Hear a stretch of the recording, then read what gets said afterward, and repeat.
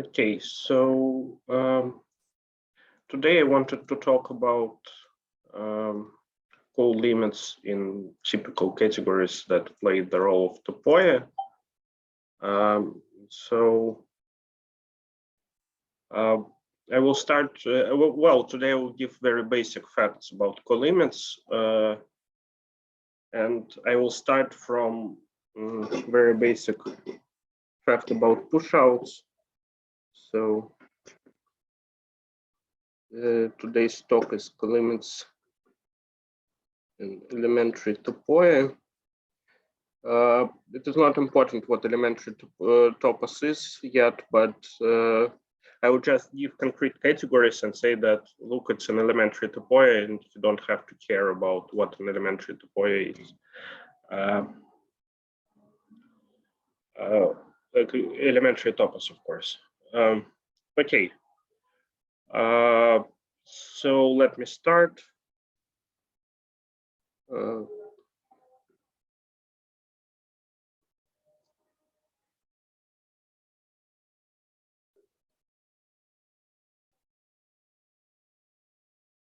So the limits and sets and set-like categories. So we will consider the simplest diagram possible in sets. That is a push-out diagram. So we have the following diagram.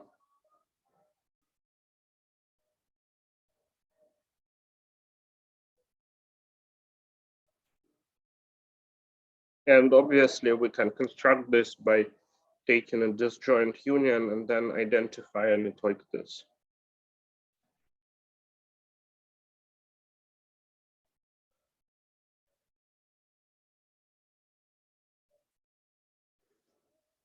The same can be said about, for example, finite sets.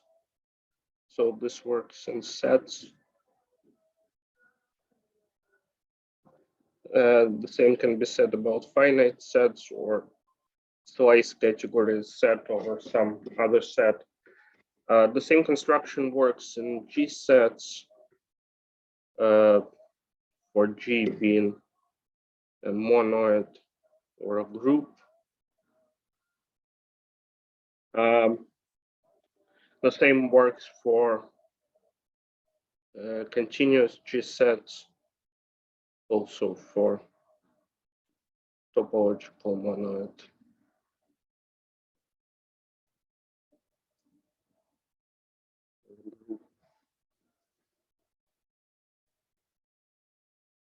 And obviously we can extend this to category of pre-sheaves. So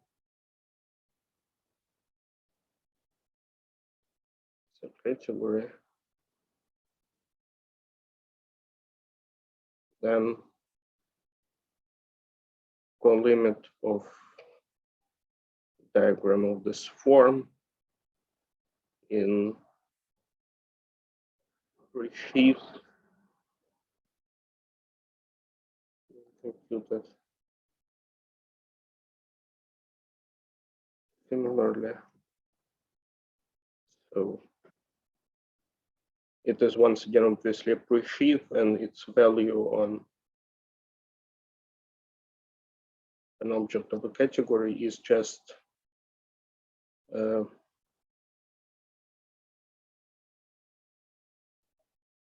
colimit of this form. So we can explicitly compute colimits in pre-sheaf categories. And this is just a particular instance of the following more general fact about colimits in functor categories. So if we have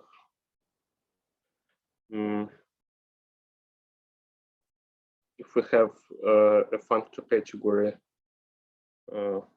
say AC, and we have a diagram which we can denote by H from J to AC.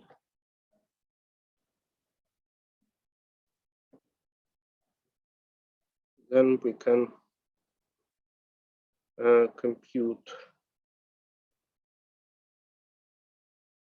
colim of H over J using the following formula. So its value on object C in category C calligraphic is just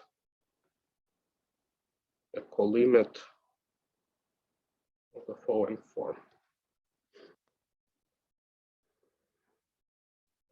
So yeah, that's the general fact, which is useful to us because we will usually work in functor categories, and they will play a role of they will be our topoi. So it's good to understand how to take colimits in functor categories.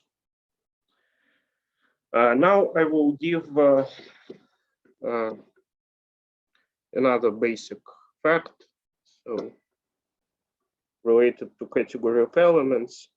Actually, this will be somewhat a simplification of what Arseny talked about in his talk about COM extensions. But here we will be very concrete, and I will just explicitly construct certain coend. Yeah, without referring to this fancy term. Okay, so proposition.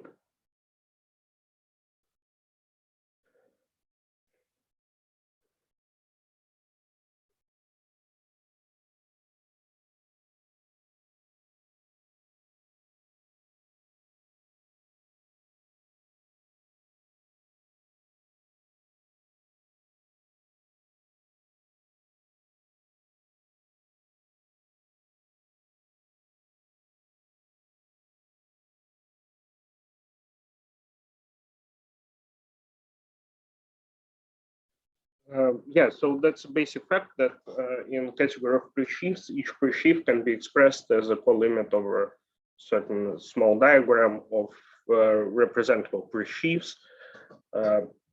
So in a sense, that says that unit embedding is a minimal embedding into complete category, because the closure, the complete closure of the image of unit embedding coincides with this category of presheaves. Okay, so for given presheaf, this diagram can be constructed explicitly. First of all, I will restate this proposition. So given B from C opposite to set, there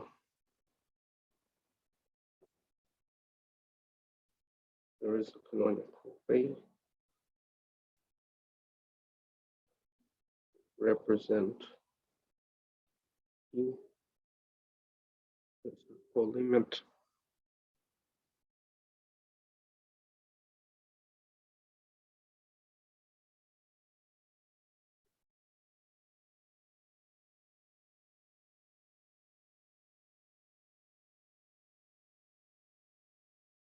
of following form. So if this is unit embedding,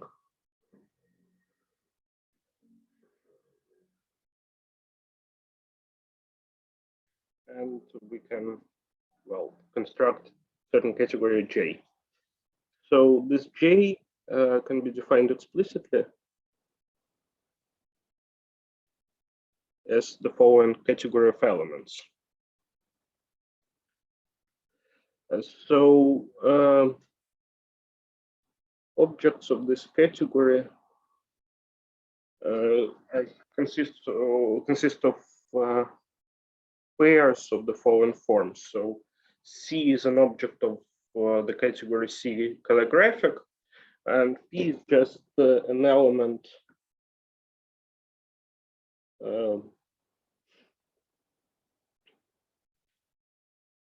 set of this. So this is a set, and therefore it makes sense to define such a category. So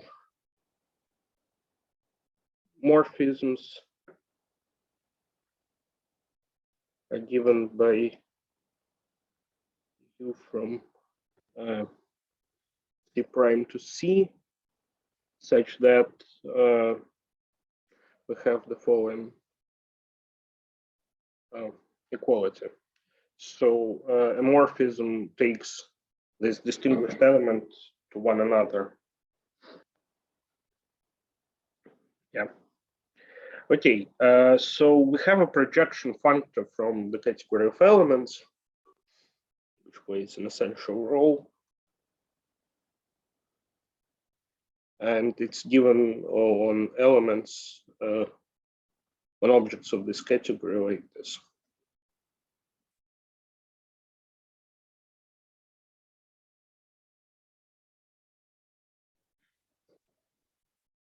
Okay. So now, once again, I will give somewhat a simplification of this formula for Kan extensions without ever referring to Kan extensions.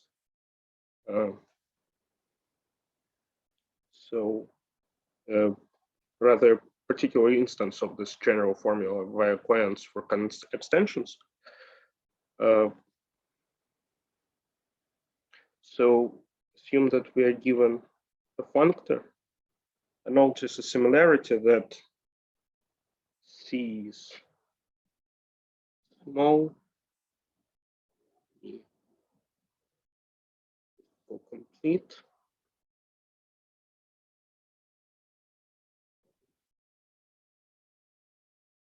Functor R from E to this thing here is given by the following formula.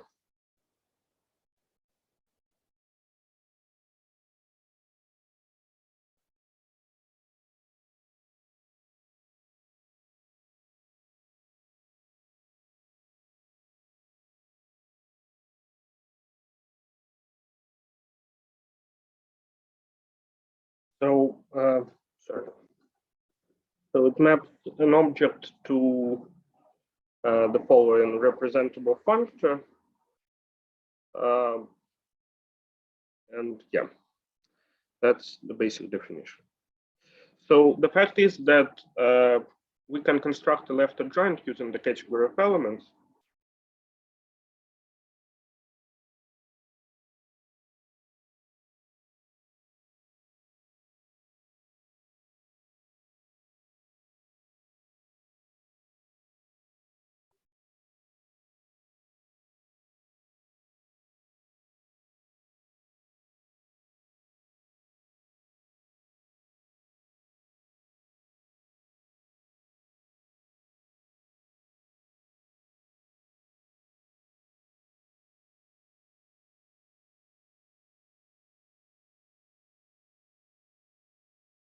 And so we have an adjoint pair.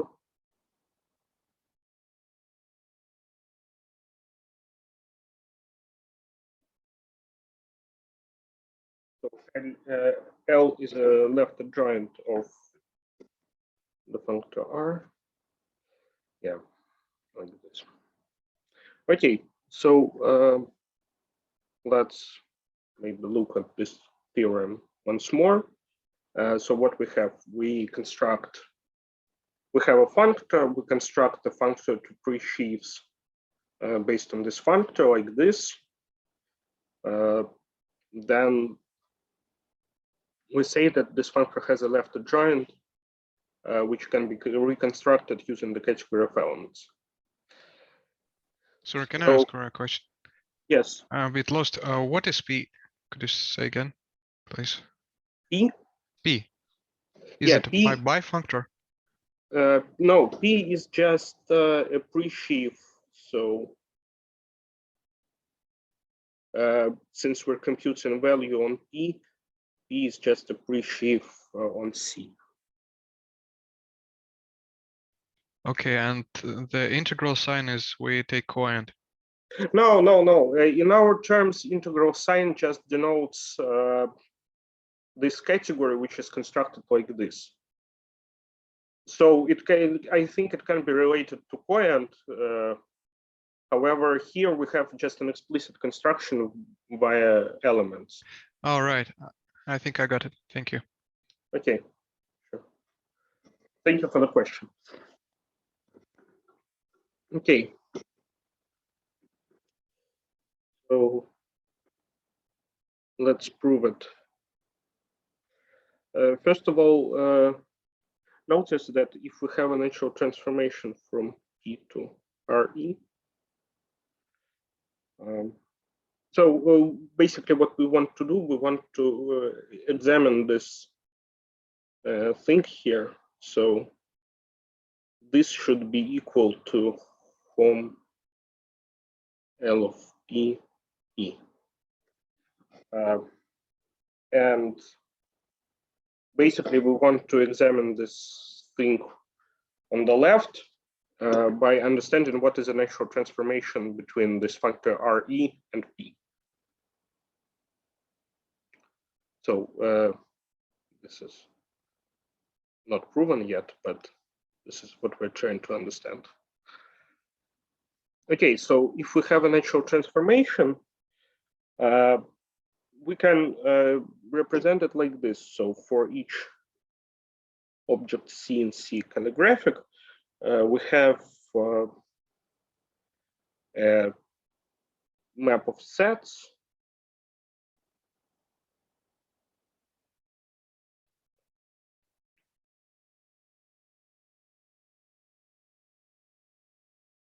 It looks like this.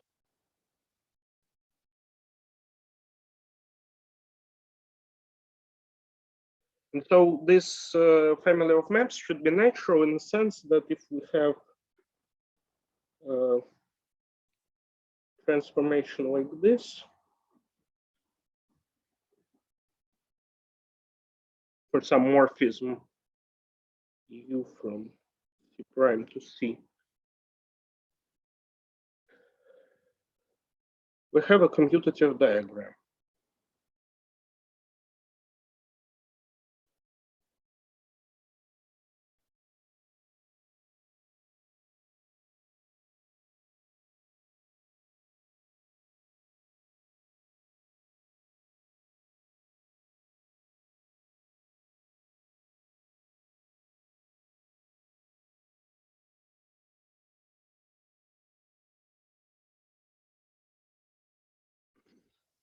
But actually, we can represent it in another way. We can now index it not only over objects of category C, but also over elements of each P of C. So now we can represent it as family over category of elements. So we do it like this.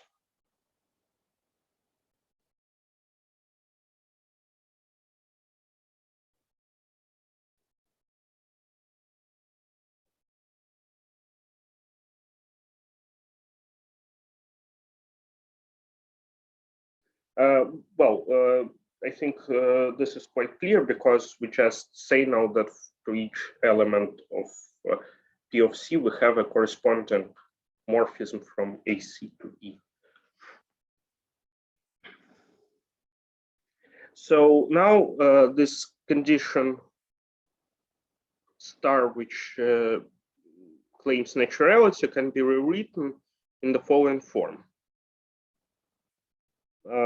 So we have A of C to A of C prime. This is A of U. U is still from C prime to C.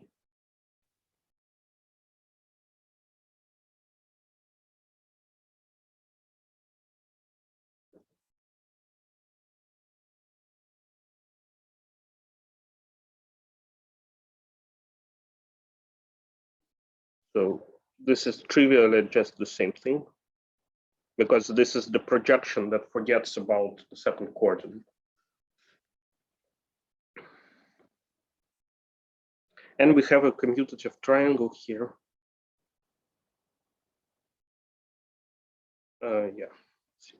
P prime.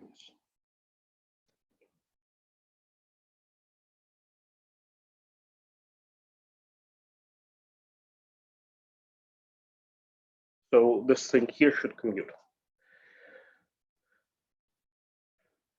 So looking at this diagram, we see that, we just require that TCP form a co-cone over E.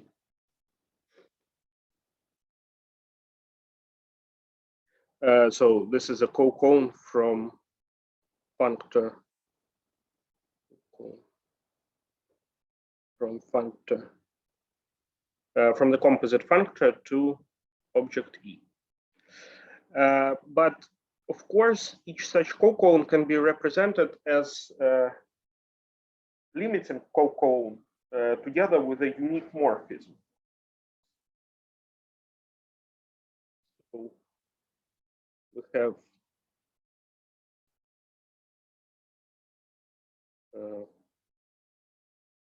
this thing here from E, and we have a co-cone over an object E of this diagram. And of course, this co-cone can be factorized as a co-cone going to colimit of this functor, and then going to this object E. So this asserts a bijection. So note that this is precisely L of P, because we defined L of P as a colimit from E to C to E, like this. And so we have a bijection between natural transformations from E to R of E. That's what we started from. And morphisms from colimit, which is just our functor LP,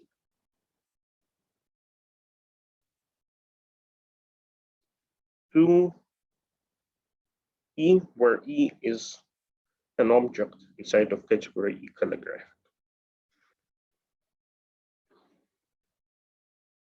So L is the left adjoint.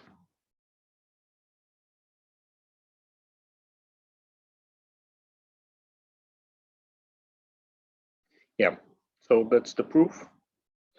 Okay, now we can deduce our statement that each object is in fact a colimit of representatives, of representables using a specific kind of functor from this theorem. So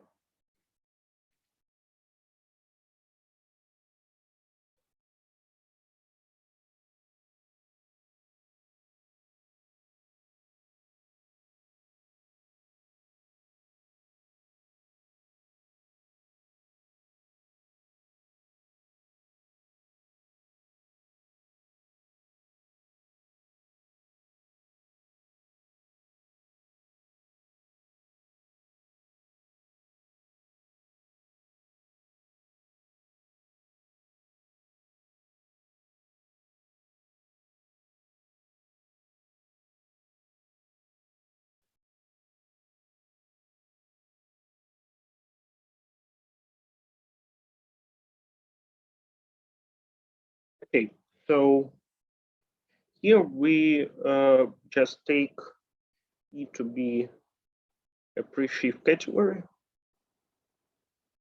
and A is a functor of Yoneda embedding.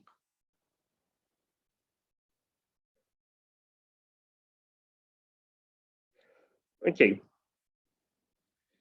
so we now just need to use Yoneda's lemma. We have R A of E on C, by definition, just home inside pre-sheaf category of Yoneda embedding to E, which is by Yoneda's lemma just E of C.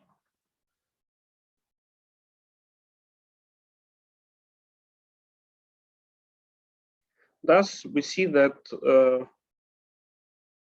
RE is an identity functor.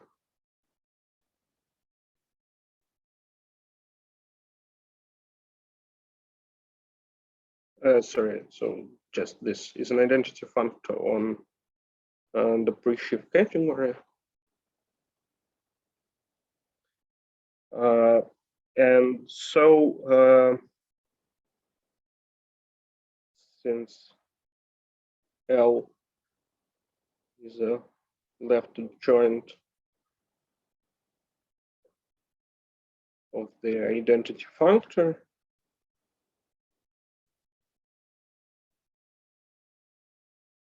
there's also an identity functor.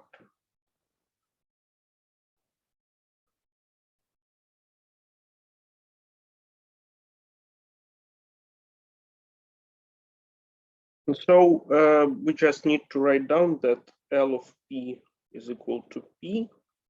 It is also equal to this colimit formula.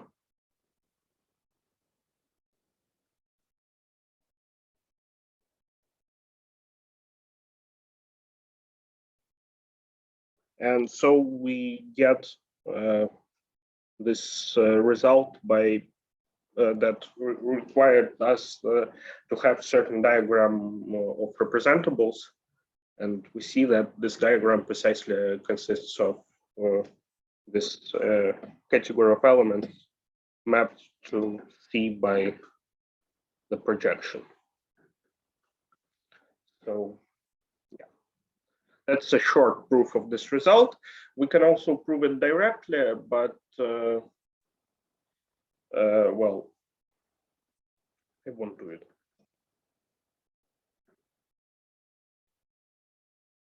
Okay, it is much more conceptual to reveal that piece of colimit.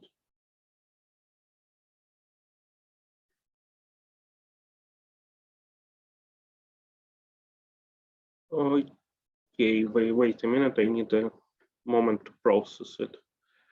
Colimit of representables over is easy to, okay, then it becomes just a complete extension, base and speeds.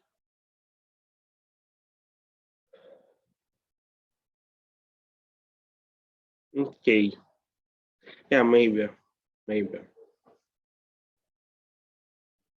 I think it's a good point, but yeah, I'm not sure that I understand the most conceptual way to say it here. But yeah, okay, thank you.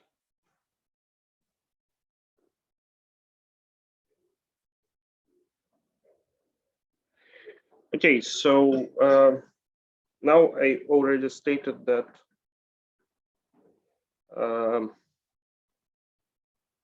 unit embedding is a sort of minimal co-completion or just a co-completion of a given category. And so now I will state it more rigorously.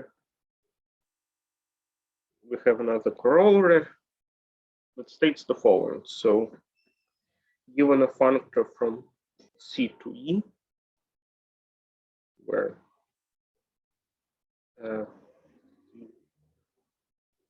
small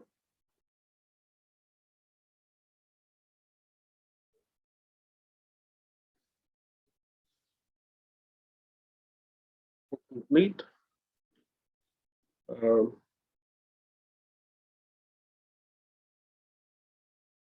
there is a colimit preserving functor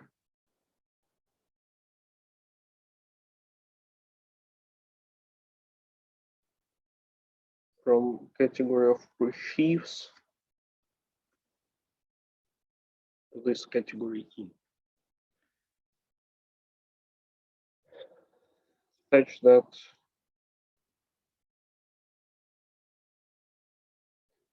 the following diagram can use. So it's pretty obvious what diagram I'm talking about.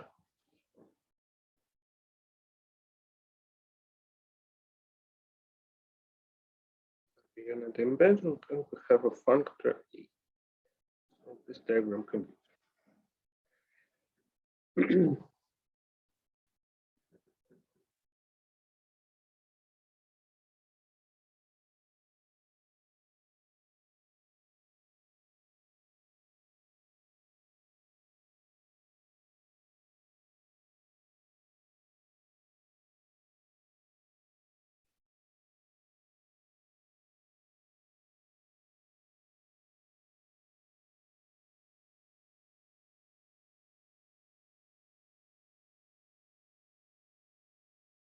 So we can compute this functor as a certain colimit, as was done in our definition of the adjoint functor. So we will see it in the proof.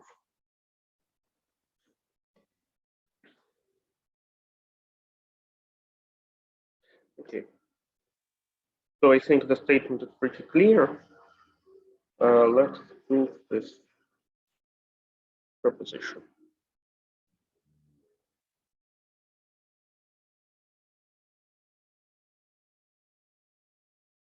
Okay, so first of all,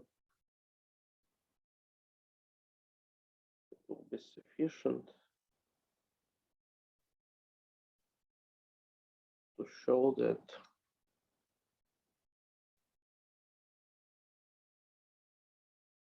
this thing here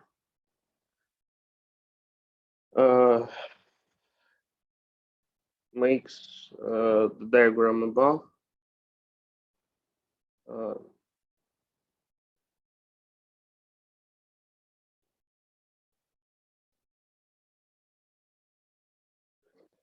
because then it will be uniquely defined by the fact that the functor is colimit preserving, and thus each pre-sheaf as a colimit of representables are uniquely defined. The value of L on each pre-sheaf is uniquely defined by the fact that it preserves colimits and it maps representables according to A. So we just need to show that L, as defined by this formula here, is actually making the diagram compute. So, okay. First of all, let's consider a case where P is a representable pre-sheaf. So P is home to a certain C.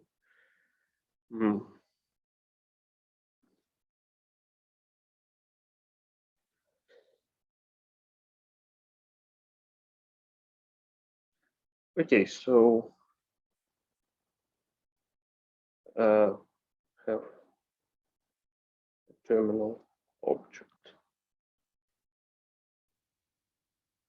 in this category.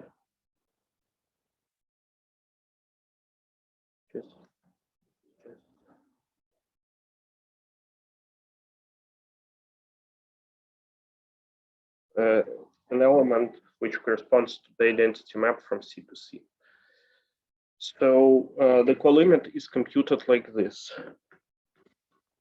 Ly of C is equal to, in this guy here, which is in turn just equal to A of C. So on representables, the diagram does compute.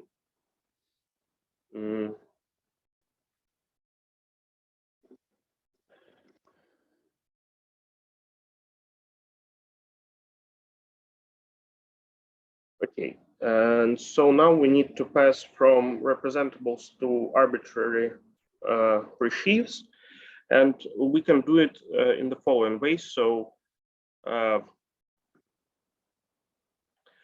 well, we can start by noting that we have an embedding, unit embedding, which can be viewed like this. So we have cat, it's a category of small categories.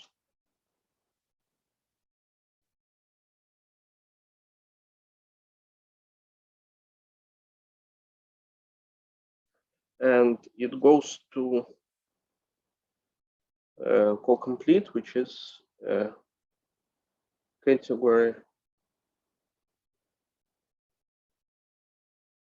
of all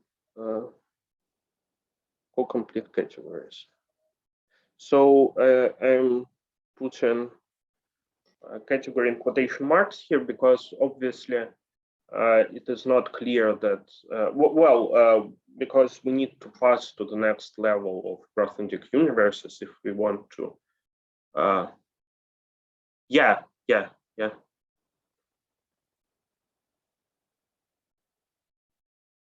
Yes, your message is basically the proof of this proposition, yes. Maybe, I don't know, maybe I can skip it if everyone understands that basically Arsenia already proved this proposition. But yeah, so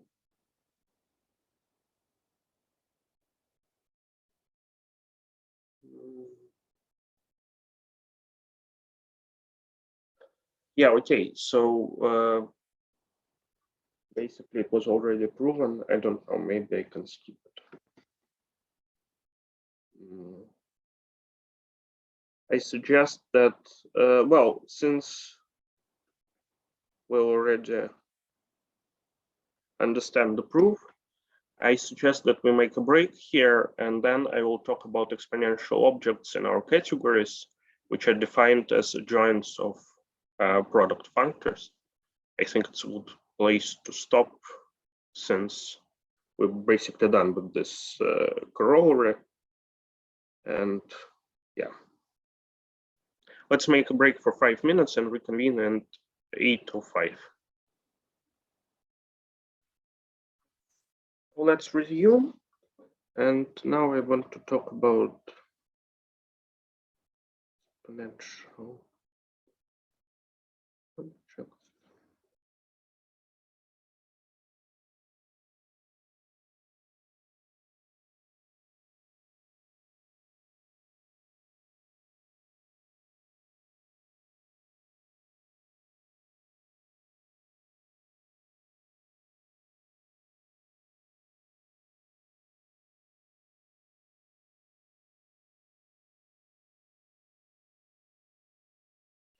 Exponential objects in Cartesian closed categories.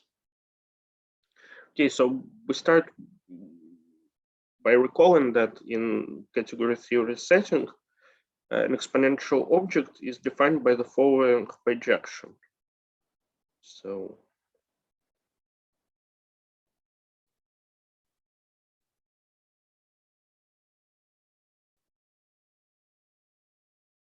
that's the definition, and in set theoretic setting, we have this exponential law, which says that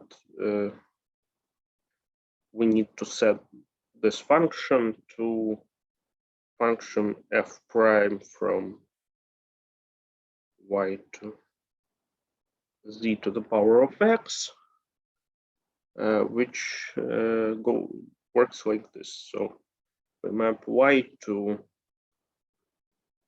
f prime y, which belongs to zx, and the value of this function on an element x small of x large is just, well, that's pretty basic exponential law, something from, I don't know, course and set theory. Of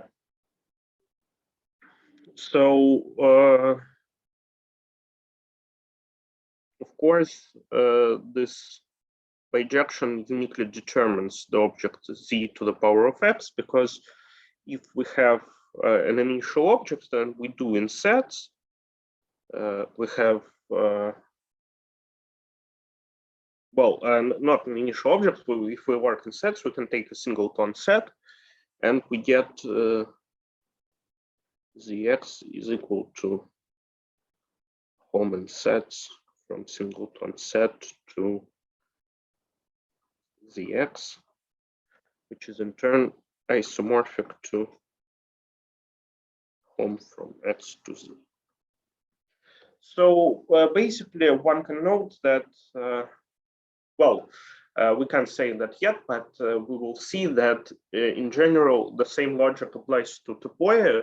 So they also have this sort of classifier, which can establish this equivalence between exponential object and home from between two objects. So this gives a sort of enrichment of the category over itself. Okay, so let's formalize this equality between sets some more. So we have a functor from sets to sets given by product with X.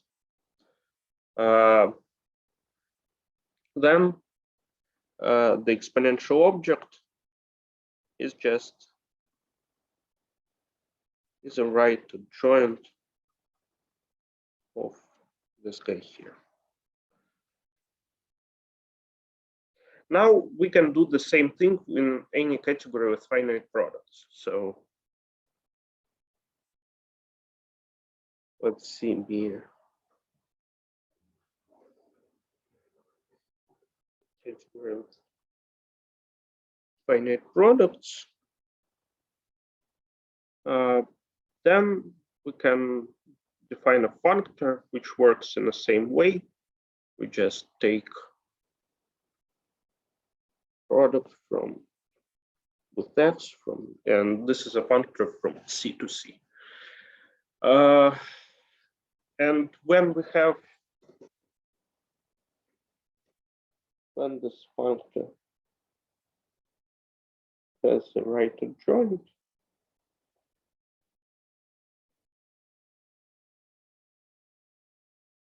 we can speak of exponential object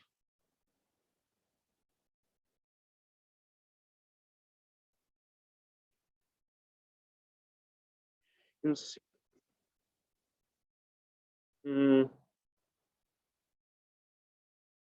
And then we can also, so we have an exponential object, of course, for this specific X. And so if this holds for all objects, then we can define a bifunctor, which maps a bifunctor,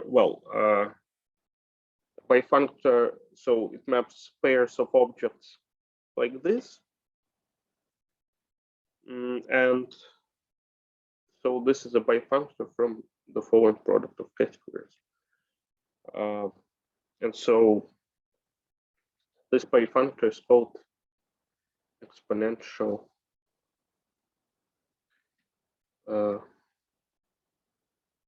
functor.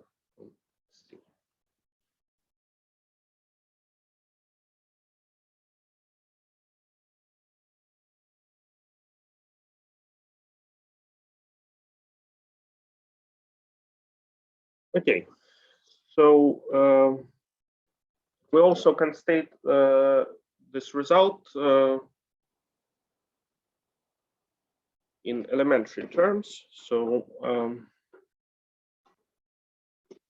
if we have a set which is equal to z of x, then the identity arrow z of x to z of x corresponds to, so basically we're, so this here is an elementary description. Exponential. So this identity arrow corresponds to E from z of x times x to z. And so this arrow here is called evaluation. So that's basically a very elementary statement of the same fact that we can, well, that this is an object of functions. Of course, now we can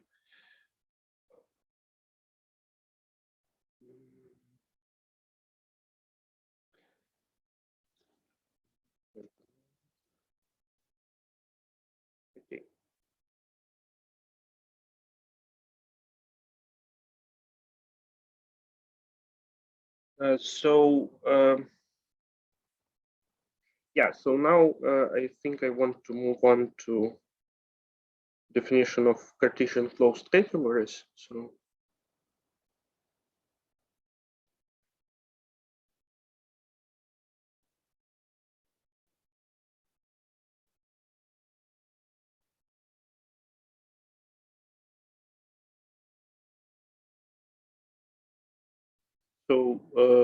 definition.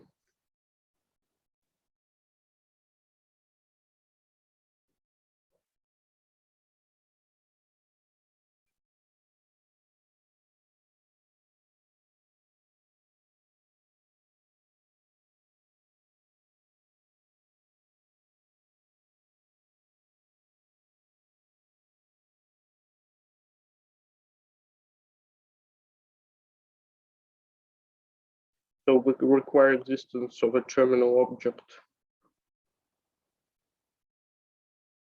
1, binary product,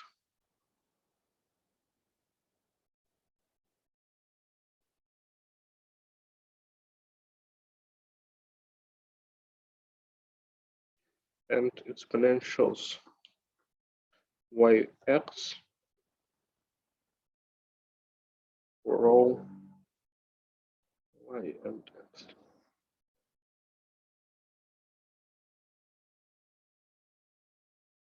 So obviously we can give an example here. Stat or cat or well, yeah, provide examples of Cartesian closed categories.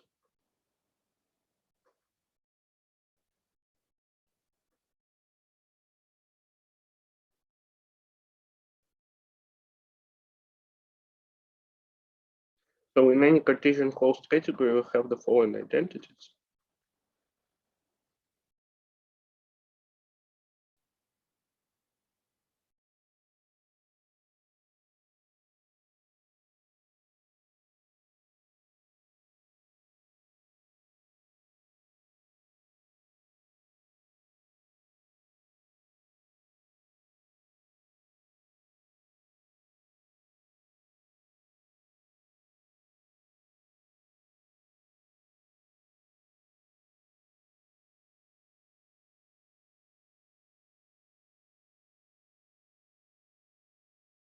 So I think this one is pretty clear as well as this one.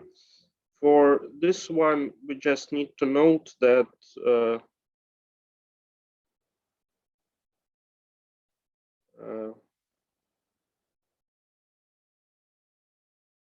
this functor has a left adjoint, hence it preserves products.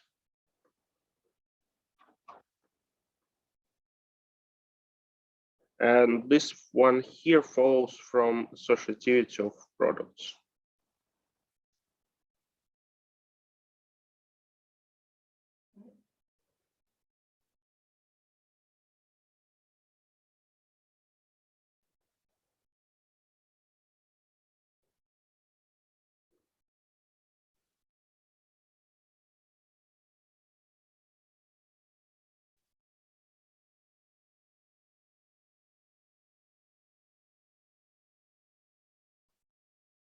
Okay, so Now we want to discuss another important example of Cartesian closed category in the form of proposition. So position.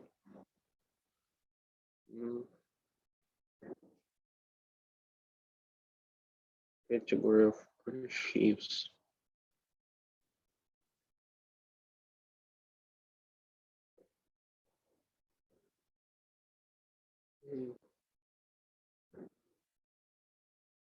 Cartesian closed for any small category C.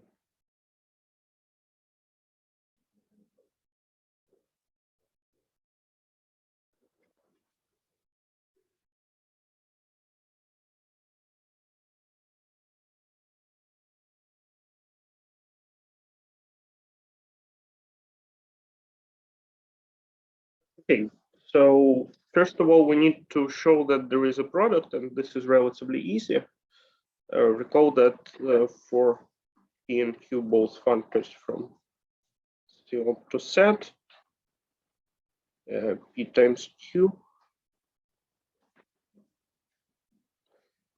can be computed pointwise.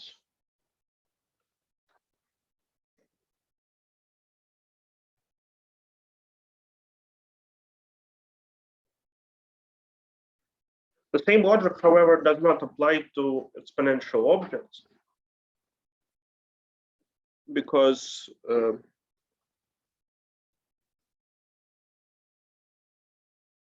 this thing here does not define a pre-sheaf in any meaningful way.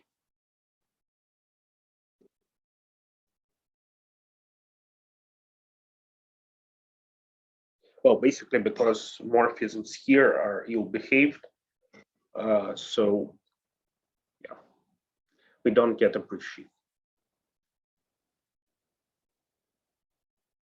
Okay, so let's try to deduce the formula for the exponential. To do that, we first assume that an exponential exists.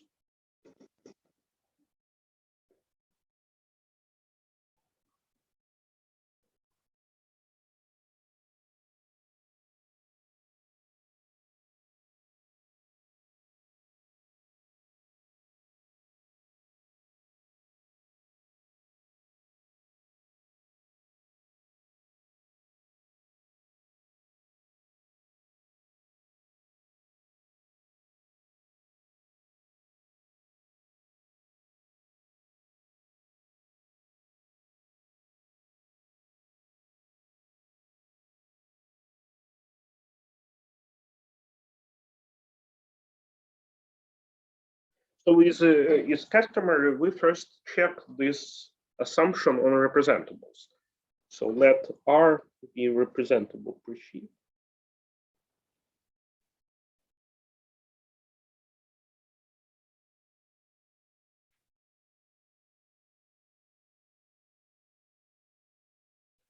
And let's look at what we have here. So we can use Hernandez lemma to deduce the following. So we have the following quality.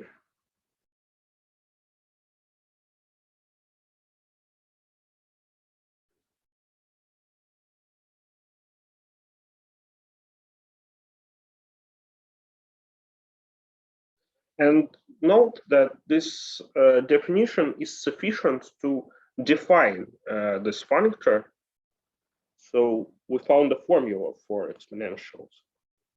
Its value on an object of the category C is just the following form. So now this becomes the definition, and we found a formula for exponentials.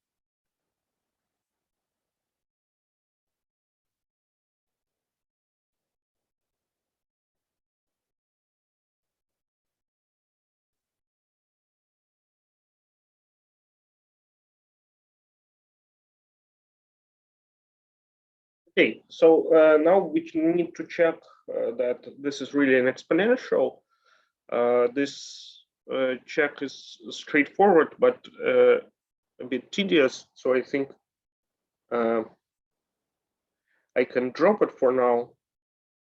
The important thing is that we actually deduced how to find an exponential in category of pre-sheaves, and we know well how to construct it.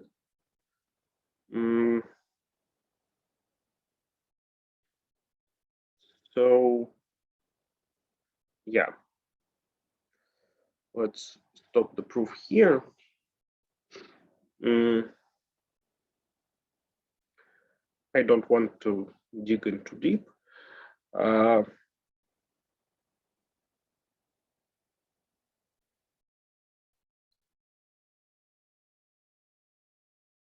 Okay, so now let's talk some more about pre-sheaves. So given a pre-sheaf from given a pre-sheaf on category C, we can define global section of P as gamma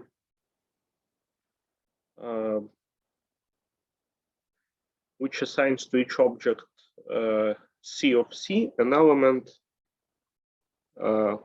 gamma C which belongs to P of C. It is actually quite clear why this thing should be called the global section, because typically for sheaves, C op should be a category of open sets on a topological space. And here we assign, well, basically to any open set, a certain element inside of a certain section. So this function is precisely an information about a section over all open sets. Of course, since we don't work with sheaves, but just with pre-sheaves, we don't have any requirement about continuity of this section. So this definition should be compatible with inclusions of open sets, so to speak. Of course, we don't have any open sets, but still we should have the following equality for each morphism in category C. So we have a natural transformation from identity to P. One the constant functor.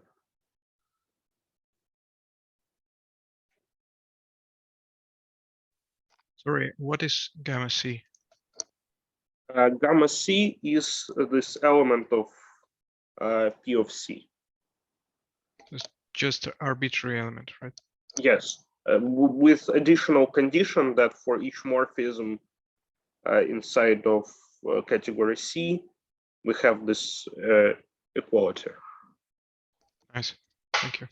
Mm-hmm. Thank you for the question.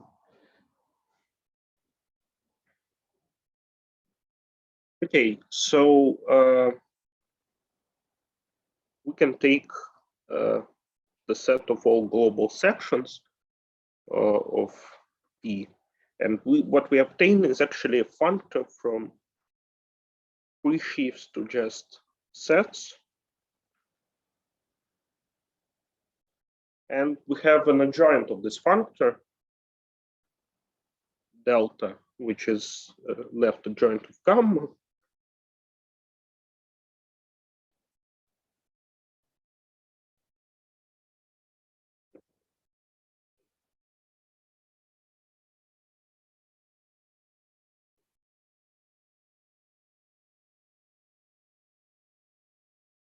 The functor of constant pre-sheaf, which assigns to each set a functor delta S, which works like this. So on each object, we just have the same set, and each morphism is just the identity.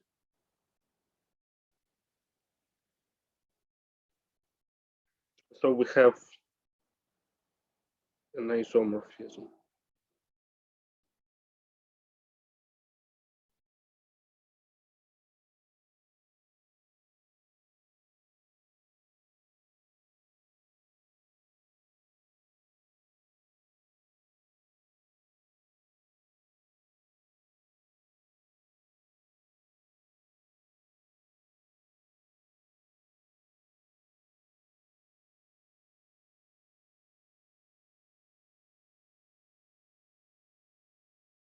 So actually, what we get here is, so we get a pair of functors.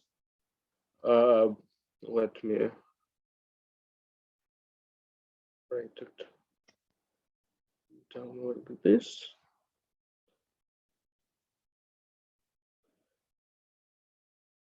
And so actually, this thing here is a topos, and this thing here is also a topos. Because they satisfy the good properties that I will list in just a moment. And this adjoint pair is what we will later discover to be a morphism between topoi. So the pair delta, the first example of geometric morphism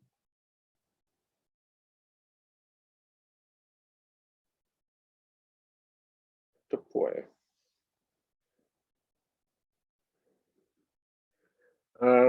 So basically, the geometric morphism of topoi is just an adjoint pair of functors between topoi. Yeah. So the idea comes from the fact that if we have two topological spaces, we have a continuous map, then we have this pull back, push forward adjunction, which gives a pair of adjoint functors between sheaf categories on these topological spaces. Okay, so let us finish this section with definition of elementary topoi.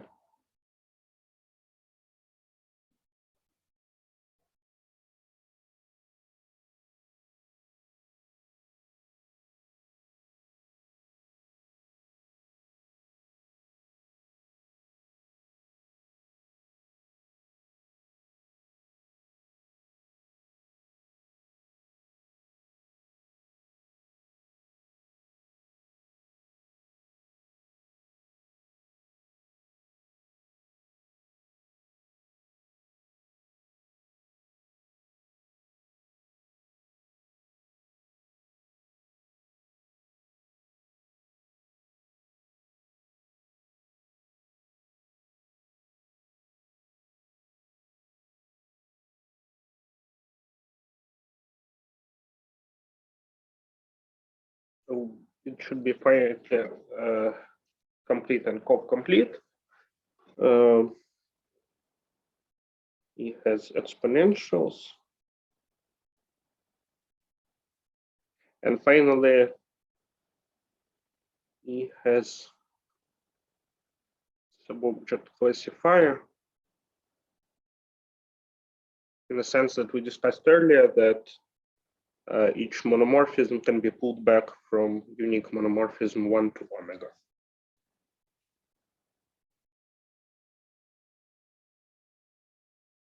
So in particular, each topos is Cartesian closed because the requirement for Cartesian closeness was the existence of finite products and exponentials, terminal object, and all this follows from these excerpts.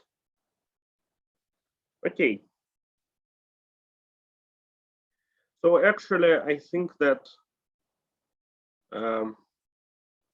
I want to stop here today, although my talk was somewhat short, but I don't think that's a minus.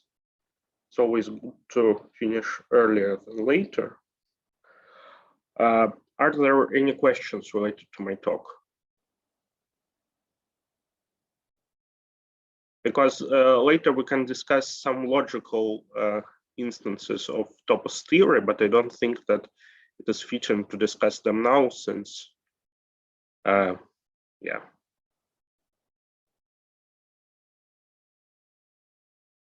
I think that logic always requires a fresh start. Do you mean mathematical logic? Yes. I want to discuss a bit next time. I want to discuss a bit propositional calculus in the world of toposes. So I don't think that it's a good idea to start this discussion right now. The next time is Friday, right? Next time is next Monday because we have like this switching timetable. Next time I will talk about monoidal categories, and then on next Monday I will talk about toposes again. I see. Thank you.